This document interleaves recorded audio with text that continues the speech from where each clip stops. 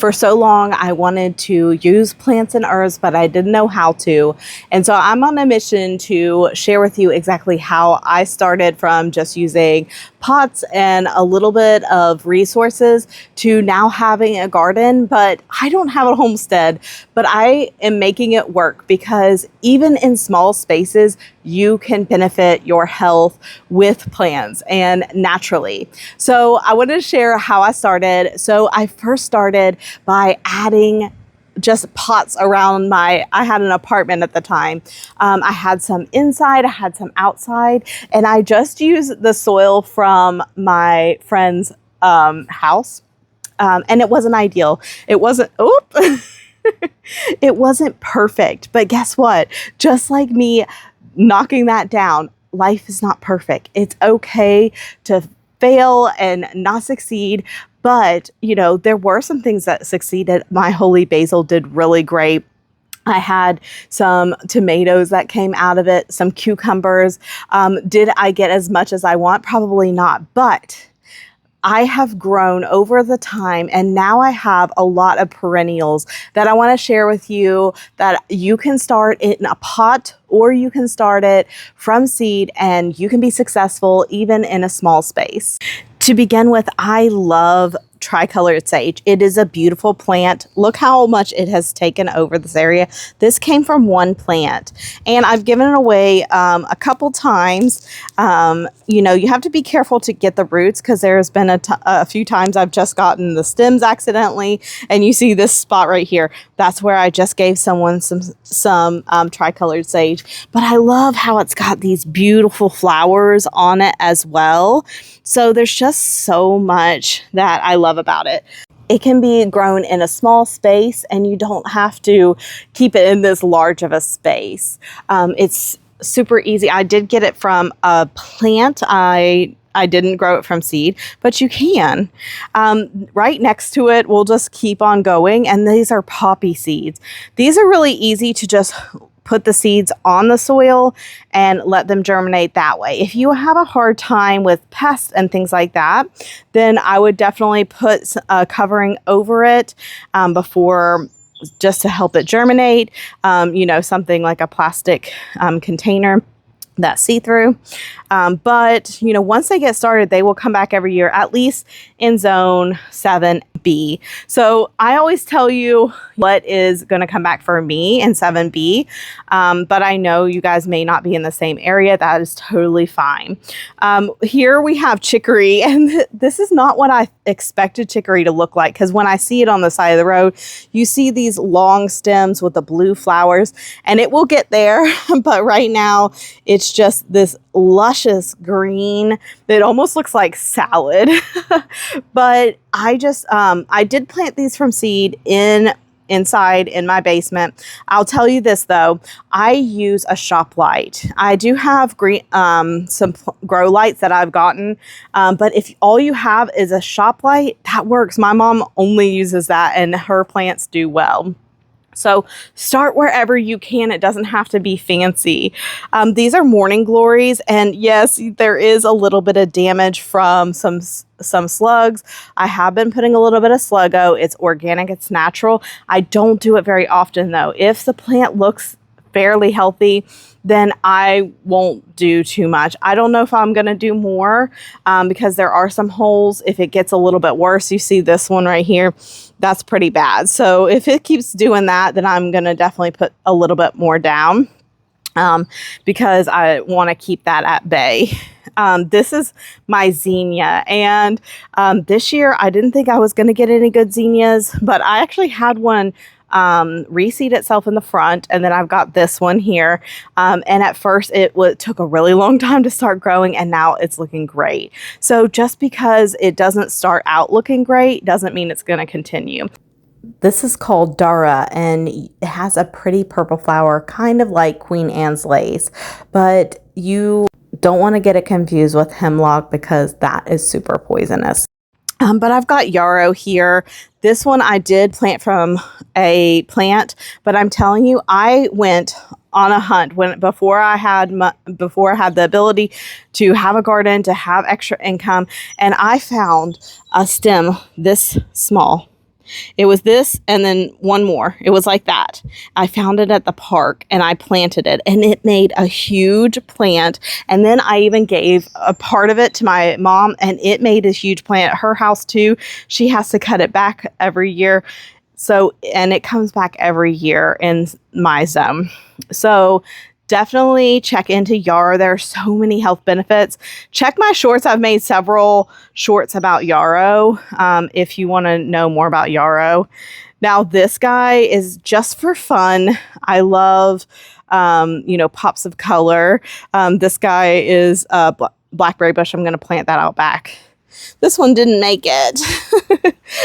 These two didn't make it because it's been so hot. I haven't had time to plant it yet. And I want to inoculate the soil and get some soil, all kinds of stuff before I plant that.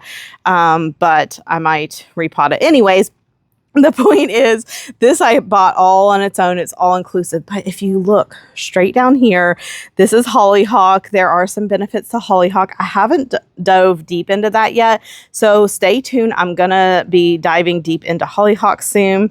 And then the canna lilies. I don't think there's any medicinal properties. Usually, if it's got a tuber, it's not medicinal or beneficial. But I don't know about canna. I don't think canna lilies are. I'm not sure though, to be honest. So I should look that up. I should find that out.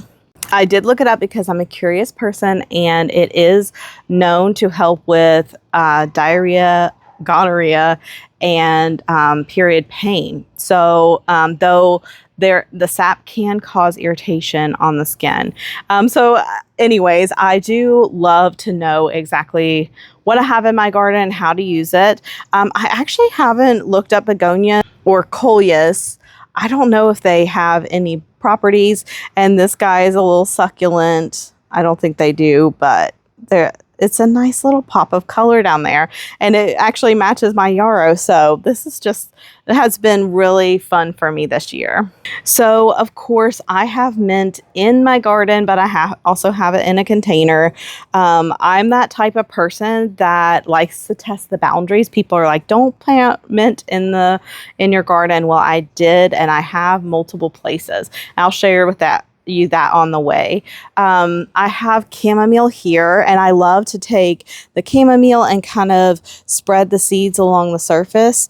So you can see there's another one popping up down there because I want to give them the opportunity to regerminate, even if it's not right now. Sometimes those seeds will pop up next year, which is totally fine with me. I am the type of person that loves to have volunteers, but you just sprinkle them along the surface, and then sometimes I like mix them in a little bit so they get a little bit underneath the surface, and then you're good to go.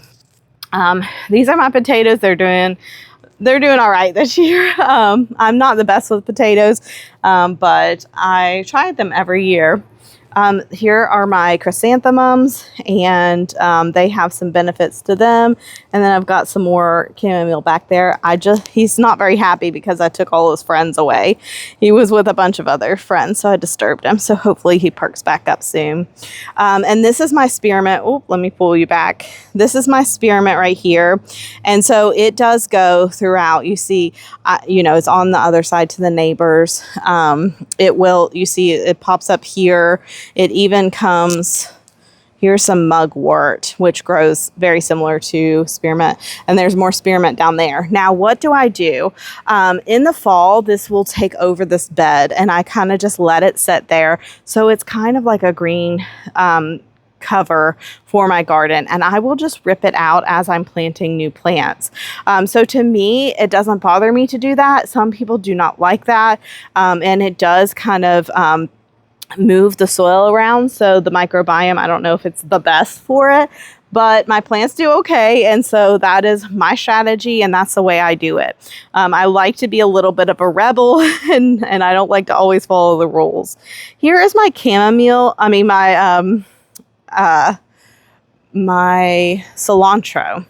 And so I have let it go to bolt so it will seed and it will drop its seed. So I love to have those volunteers come back to next year, whether or not I'm going to harvest the first original or not. I love to have that reseed itself. So the borage back here, I'm going to do the exact same thing for the borage. Hopefully that reseeds itself right there. That poor coleus back there is not happy. I don't know why. This one's actually doing really well, and it was more cleared out, so I probably should get that mint back in control and see if he pops back out. We'll see about that. I have this blackberry bush, and yes, I did originally plant it here, but I dug it up and planted it somewhere else, but I guess I left one little tuber, and he is strong this year, and he came back. So I am going to cut it back at the end of the year so that it's not quite so big and falling over. I did not plan for that. But, you know, that's what I love about gardening is like happy surprises. And there I've got some blackberries that I just didn't even have to worry about planting. Here I've got some blueberries, and blueberries like friends. So I do have a blueberry bush there. I did go ahead and cut it all the way back because it wasn't producing very many berries, and I accidentally cut this one back. Actually, my husband did. I was like, cut all that back over there, and he cut the bush too. I didn't realize it, but I put these together to hopefully get them to fruit more, berry more, and then cut them back to get them ready for next year.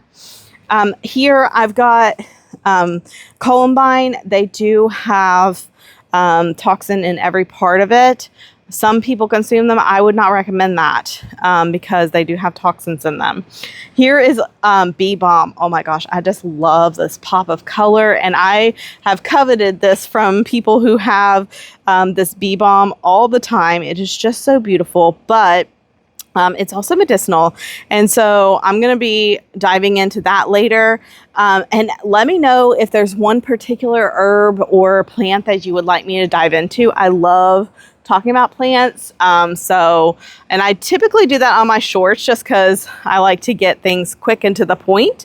But let me know what you want. Okay, so here, let me pull you back because it's hard to take in this huge plant, but it is called motherwort. And so motherwort is very beneficial to female hormones and helping with menstrual cycles, but never take it when you're pregnant. Which I would definitely say err on the side of caution when you're pregnant, no matter what it is, unless you specifically research that it's very good for pregnancy and it's been proven over and over again. I would definitely never take it without consulting your doctor. Even if it is beneficial, every pregnancy is different. So you really need to make sure that you're paying attention.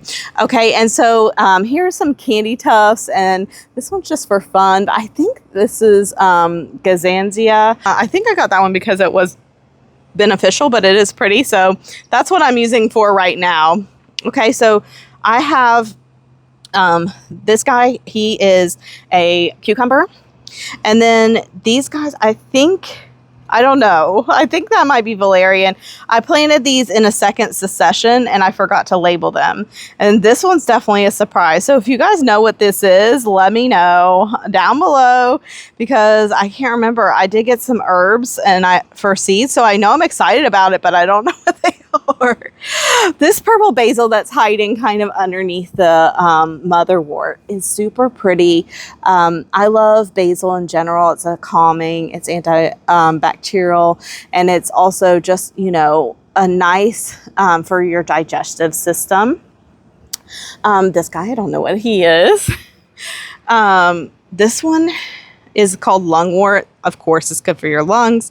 That's the name. And it loves shade. So, you know, I love the texture it kind of gives over here. This is strawberry peppermint. And so I have found if you chew it up, it is much more intense and it kind of tastes more like soapy. But if you just put it in your mouth and suck on it, then it is more like the strawberry flavor. Yeah, strawberry flavor. And this guy's a bush. I don't remember what he is. It's fine. And then we got some zucchini. So look at all the things I have in this one place. There's cosmos, and these are 4 o'clocks. I don't know if those are medicinal or not. I haven't even checked yet. My neighbor gave me those. Columbine, some more borage. Rummix, that's actually beneficial. It's got a similar compound as beets there. I should probably move this over so he's got more room. And you know, of course, this is the natural, or the morning glory, that is the weed that I didn't plant. Here's bleeding heart. That is definitely have poison in it. Do not consume that. This one is fleabane, and one of the herbalists that did a live Zoom for me said that she has seen that it is good for migraines, which I haven't followed up and done the research, but that sounds enticing for me. So this one is a new one to me. My friend gave it to me. It is an invasive grower, so if you want it, it will take over. So be very careful with that guy. So that is what I have in this one little space. Okay. And I could fit so much more. There's so much more room here. I could get rid of some of the ones that you can't consume, and that I have just for beauty. But I like diversity. I like to have things that are just there for pretty, you know, to be pretty. You know, I've got tomato here too.